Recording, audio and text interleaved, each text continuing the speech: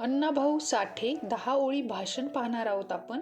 अध्यक्ष महोदय, गुरुजन वर्ग व येथे जमलेल्या माझ्या बालमित्रांनो, प्रथमतः मी सर्वांना मनपूर्वक वंदन करते.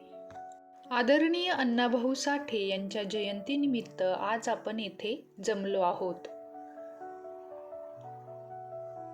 अण्णाभाऊ साठे यांचा जन्म 1 ऑगस्ट 1920 रोजी सांगली जिल्ह्यातील वाळवा तालुक्यातील वाटेगाव या ठिकाणी झाला. त्यांच्या वडिलांचे नाव भाऊराव व आईचे नाव वालुबाई असे होते. अण्णाभाऊ साठे हे शाळेत शिकले नाही, केवळ 1.5 दिवस ते शाळेत गेले. साठे यांना शिवशाहीर अण्णाभाऊ साठे म्हणूनही ओळखले जाते. अण्णाभाऊ साठे हे समाजसुधारक, त्याचबरोबर साहित्यकार, कवी, लेखक, कादंबरीकार, लोकशाहीर म्हणूनही ओळखले जातात. माझी मैना गावाकड राहिली, माझ्या जीवाची होती या कायली ही त्यांची गाजलेली लावणी होती.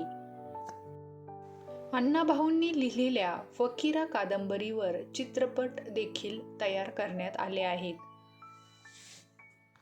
अण्णाभाऊ साठे यांनी तमाशा या लोककलेस लोकनाट्य असा दर्जा प्राप्त करून दिला.